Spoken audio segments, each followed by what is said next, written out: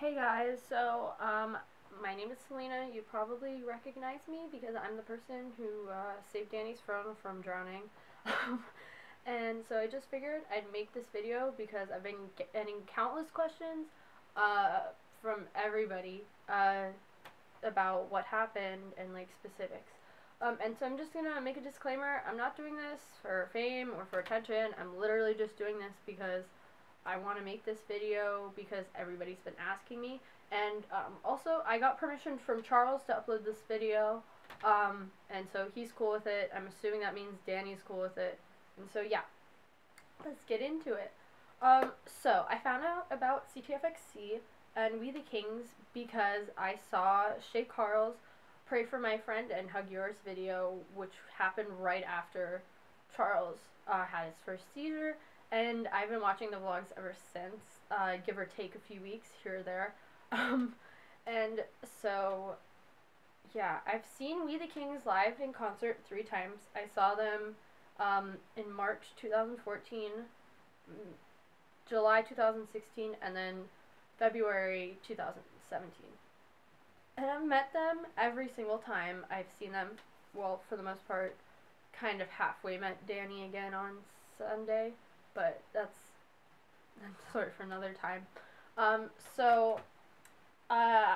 met Charles also additionally at Playlist Live when he was with Allie, which was really nice. They're both so sweet.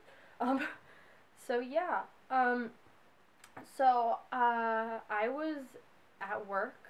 I'm an intern at the 9:30 Club, which is a concert venue where I actually saw We the Kings for the first time. And they were so good. I remember it like it was yesterday. But that's where I interned, and I was sitting there, I was looking at my phone because I was eating, and I was just like wondering, oh, what's like Charles up to? What's Danny up to? What's the band up to? Because I'm assuming that they're not going to be anywhere near here. But then Charles tweeted, "Nice day off in DC. So glad I finally have time to respond to these business emails."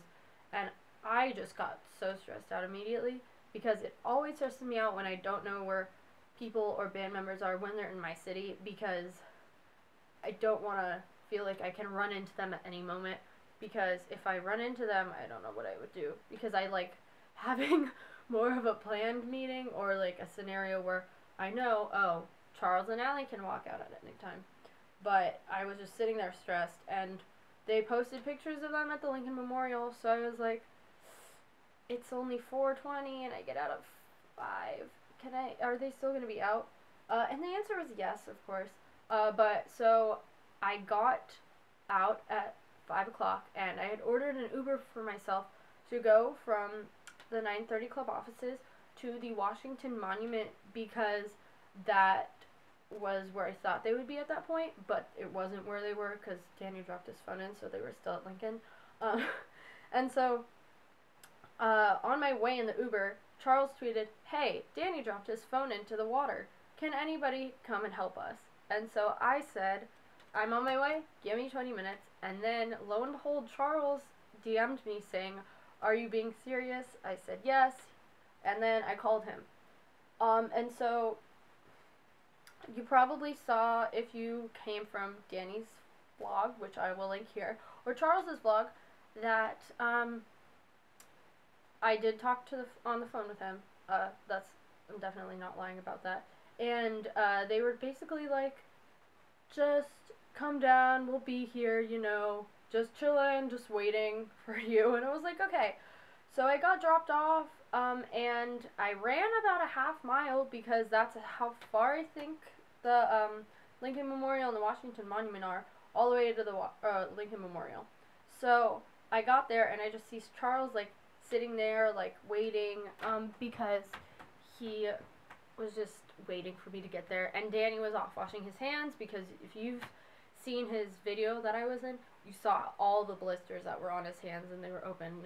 It wasn't pretty. It was even worse in person. But then we just like came up with a game plan. I was like, yeah, I'm just gonna like take my shoes off, and I'm just gonna go in, and they were okay with it. Charles did say, though, that he, in good faith, did not think he could make me do this, but I mean, it was voluntary. So yeah, so I just went in the water. I felt around, and I felt around for the phone for about 3 to 5 minutes to answer your question at the Coventry. So Natasha Vane and Alex Murray asked how cold was the water, and the water actually wasn't that cold. I'm used to swimming in a slightly less gross lake that is probably about 40 degrees in the summer, so it wasn't anything that I wasn't terribly not used to. And so then I just grabbed the phone. I picked it up with my feet because I was like, nuh-uh. And then I did that little maneuver thing to get into my hands, because if you're wearing jeans, especially like tight skinny jeans like you could see that I was wearing, getting your leg like all the way up is not something that's easily done. So I got the phone, immediately jumped out of the water, and I did not get any water in my mouth. I didn't even realize that it went anywhere near my mouth or on my mouth until I watched the video, and I was like, so yeah, so then I hopped out, and Danny immediately handed me his hoodie, and I was like, thank you so much. He did tell me before I could keep it, so I was like, okay. And to answer your question, Kate Tomlin, I still have it. This is Danny's hoodie. He gave it to me. It used to smell like Danny's cologne, which smells really nice, but I had to wash it because it had disgusting water on it. So, yeah. And so then they were like, we have to take you to H&M or something. We can't let you walk around in these clothes. And I was like, you know, I'm fine. But they were like, no. You're getting new clothes and we're going to take you to dinner. I was like, okay. At this point, like, I have nothing to do. Whatever you want to do, I'm down. So we went in an Uber to H&M, and it was really cool to just be able to, like, sit and talk to them and have them not really be able to go anywhere, and have them be like forced to listen to you. And so then we went to H&M, and while we were in H&M, Charles FaceTimed Allie. He was like, do you remember the girl that we met at Playlist? And she was like, which one? And he was like, well, this one right here, she just jumped in water and saved Danny's phone. And she was so shocked, and she was so happy to see me again, I think. But she looked excited, so I think that she was. But, yeah. So, that's how Allie reacted.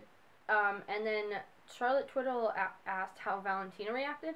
Valentina was actually so sweet. She sent me an Instagram message because she was so thankful that I saved